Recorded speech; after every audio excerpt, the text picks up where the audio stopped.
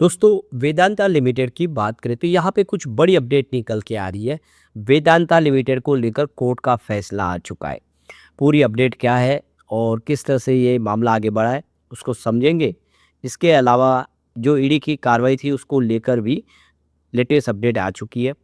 क्या इसका असर पड़ा है उसको जानेंगे। और इसके अलावा नए शेयर होल्डिंग पैटर्न में म्यूचुअल फंड की होल्डिंग कैसे है स्टॉक को लेकर वो भी जानेंगे। डीमर्जर की प्रक्रिया पूरी होने के पहले पहले बड़े फंड हाउस का रुझान स्टॉक को लेकर कैसा है वो भी समझेंगे। वेदांता लिमिटेड जो एक बहुत मजबूत खिलाड़ी है लेकिन फ्राइडे को काफ़ी ज़्यादा गिरावट हुई क्योंकि प्रॉफिट बुकिंग हावी हो गई। कुछ पॉजिटिव खबरें जो कमजोरी की वजह से और जो नेगेटिव खबरों का दौर की वजह से भी ऐसा हुआ। तो ऐसे में आने वाले इसमें क्या स्थिति बन रही है उसको समझेंगे इस वीडियो के माध्यम से। लेकिन फ्रेंड्स उससे पहले अगर आप पहली बार हमारे चैनल पे आए तो चैनल को सब्सक्राइब कर दीजिए। एक बेल आइकॉन दबा दीजिए ताकि जब भी नया वीडियो बने पहला नोटिफिकेशन आपको मिले। वीडियो पसंद आए तो लाइक से जरूर कीजिए। चलो फ्रेंड्स वीडियो स्टार्ट कर दे। मैं हूँ आपका दोस्त एस बी दवे और हमारे अपने चैनल ऑनलाइन कमाई में आपका बहुत बहुत स्वागत है। सबसे पहले वेदांता लिमिटेड के कारोबार की बात हो 317 पर क्लोज देखने को मिली जहाँ पे 3.19% की गिरावट थी फ्राइडे को। तो शुरुआत तो पॉजिटिव हुई थी लेकिन उसके बाद में गिरावट का सिलसिला शुरू हुआ जिसके बाद 312 तक आ गया। तो ये फिलहाल पूरी तरह से देखें तो प्रॉफिट बुकिंग का मामला बन रहा है स्टॉक के अंदर। उसके रिटर्न को देखें तो पिछले एक सप्ताह में यहाँ पे 11.02% की गिरावट हुई है। यानी लगातार दौड़ने के बाद अब यहाँ पे स्टॉक में थोड़ी सी गिरावट देखने को मिली है। पिछले एक महीने के हिसाब से देखें तो आपको यहाँ पे 7.11% की तेजी देखने को मिलेगी। जबकि 3 मंथ का रिटर्न 20.31% पॉजिटिव है। पिछले 6 महीनों में देखें तो यहाँ पे 59% की शानदार तेजी बनी है। और 9 मंथ की बात करें यहाँ पे 93% की दौड़ लगाई है। ओवरऑल देखेंगे तो लगातार इसने अच्छा प्रदर्शन किया है। अब यहाँ पे अगर हम 1 ईयर के रिटर्न की बात करें 93% का पॉजिटिव रिटर्न देखने को मिला है स्टॉक के अंदर। 2 ईयर का रिटर्न देखें तो 101% के आसपास है, लगभग दुगुना हुआ है। 3 ईयर का रिटर्न 201% के आसपास है, दुगुना नहीं बल्कि 3 गुना रिटर्न दिया, काफ़ी बेहतर किया है। 4 ईयर का रिटर्न देखें तो 162% पॉजिटिव देखने को मिला है। पिछले 5 सालों में 200% की तेजी बनी। ओवरऑल अगर आप देखेंगे तो जिसने भी वेदांता में निवेश किया उसको काफ़ी सारा फायदा हुआ है। अब वेदांता लिमिटेड की तरफ से जो एक्सचेंज को जानकारी दी गई है जिसमें कहा गया है कि यहाँ पे उनके ऊपर इन्वेस्टिगेशन हुआ है फॉरेन एक्सचेंज मैनेजमेंट एक्ट 1990 के तहत।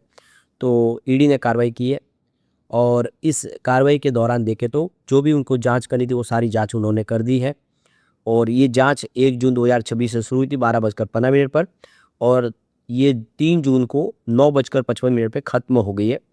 और ये सारी जो जांच निकल के आ रही है यह देख सकते हो कि इन जो फॉरेन एक्सचेंज मैनेजमेंट एक्ट 1990 के तहत की गई है। और इसके बाद ये पूरी जांच होने के बाद किसी भी प्रकार का कोई भी प्रतिबंध कंपनी पे नहीं लगाया गया, न किसी प्रकार की कोई पेनल्टी लगाई गई है। इसका मतलब ये हुआ कि जांच में कुछ भी निकल के नहीं आया। अगर कुछ गलत होता तो यहाँ पे कंपनी पे किसी प्रकार के बंधन लगाए जाते या फिर कंपनी के ऊपर पेनल्टी लगाई जाती है। लेकिन फिलहाल ईडी ने ऐसा कुछ भी नहीं किया, फॉर्मेलिटी उन्होंने कंप्लीट कर लिया।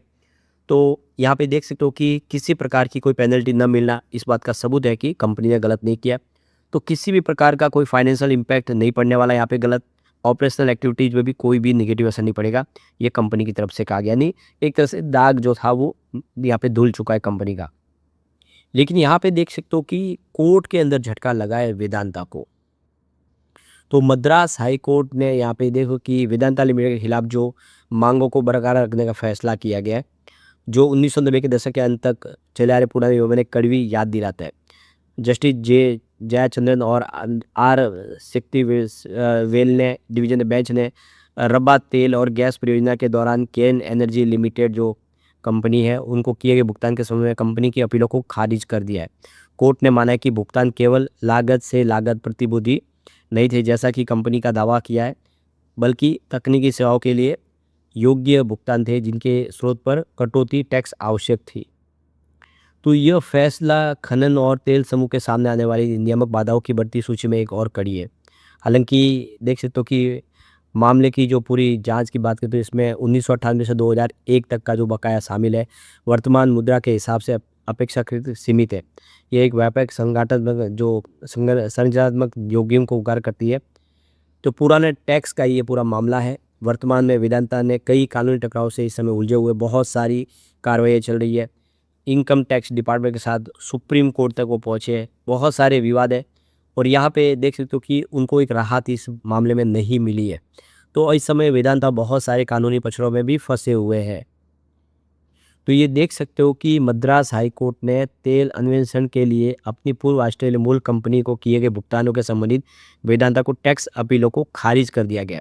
कंपनी टैक्स की अपील को कर रहे थे वापस प्राप्त करने के लिए, लेकिन ऐसा नहीं है कि जो शुल्क दिया गया वो वापस नहीं मिल पाएगा।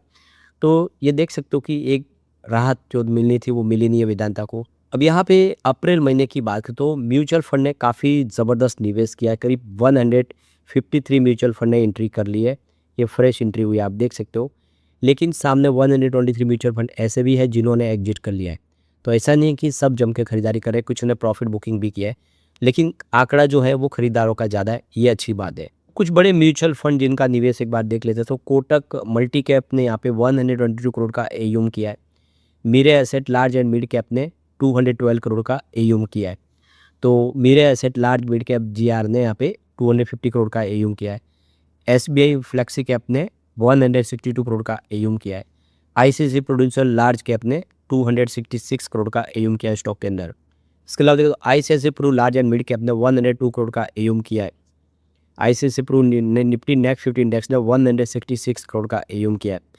तो यूटीआई निफ्टी नेक्स्ट 50 इंडेक्स ने भी 122 करोड़ का एयूम किया। तो बहुत सारा निवेश अलग अलग म्यूचुअल फंड किया। सबके आंकड़े हम नहीं दिखा सकते यहाँ पे, सबको अगर डिस्कस करेंगे तो वीडियो काफ़ी लंबा हो जाएगा। अब यहाँ पर अगर हम पिछले साल भर के रिजल्ट को देखें तो आपको समझ में आएगा कि कंपनी का प्रदर्शन बहुत बेहतर हुआ है। रेवेन्यू देखिए मार्च 2025 में यहाँ पे देख सकते हो कि 1,56,643 करोड़ के आसपास था, जो मार्च 26 में घटा है। आप देखें तो 76,672 करोड़ के आसपास रहा है। खर्च भी बढ़ा है, वैसे 1,10,000 करोड़ के आसपास का खर्च मार्च 25 में था, 26 में ये घट के 55,254 करोड़ के आसपास। तो जैसे रेवेन्यू घटा, खर्च भी आधा हो गया। अब ऑपरेटिंग प्रॉफिट की बात करें तो 42,343 करोड़ के आसपास था मार्च 25 में, जबकि 26 में ये 37,369 करोड़ के आसपास है। यानी ऑपरेटिंग प्रॉफिट में कमी आई है। ऑपरेटिंग प्रॉफिट मार्जिन सेम है 28% के आसपास। अब अदर इनकम की बात हो 3,675 करोड़ की अदर इनकम थी मार्च 2025 में, जबकि 26 में 14,186 करोड़ की अदर इनकम मिली है। काफ़ी बड़ी रकम है जो अदर इनकम के रूप में कंपनी को मिला है। एबिटा 46,018 करोड़ के आसपास था मार्च 25 में, जबकि 26 में 21,418 करोड़ के आसपास था। अब प्रॉफिट बिफोर टैक्स की बात करें 26,877 करोड़ का प्रॉफिट बिफोर टैक्स बताया मार्च 25 में, और मार्च 2026 में ये बढ़ के 29,742 करोड़ तक पहुंच गया। बात करें नेट प्रॉफिट की तो 20,535 करोड़ का नेट प्रॉफिट बताया मार्च 25 में, जबकि 26 में अगर देखें तो ये 25,388 करोड़ के आसपास रहा है। अब वैसे इसमें अदर इनकम भी काफ़ी बड़ी जुड़ी है, अगर वो लेस कर दे तो प्रॉफिट और कम होगा। यानी 25 के मुकाबले 26 में कंपनी का बिजनेस थोड़ा कमज़ोर जरूर है। EPS 39 के आसपास था 25 में, जो 26 में 45 रुपीज़ के आसपास हुआ, लेकिन ओवरऑल बिजनेस बढ़ रहा है। और अब डी मर्जर होने वाला। आपके पास एक शेयर था वेदांता का, आपको कंपनी 4 शेयर और देने जा रही है, यानी आपके पास टोटल 5 शेयर होने जा रहे हैं, जो इसी महीने लिस्टिंग हो जाएगी और आपको इससे काफ़ी सारा फायदा होने की उम्मीद है। लेकिन फ्रेंड्स, कोई भी इन्वेस्टमेंट करने से पहले अपने फाइनेंशियल एडवाइजर से एडवाइस ले लें या अपना खुद का रिसर्च करें, क्योंकि मैंने वीडियो आपके एजुकेशनल पर्पज़ के लिए ही बनाया। वीडियो पसंद आए तो लाइक से जरूर कीजिए और चैनल को सब्सक्राइब कर दीजिए। Thank you friends.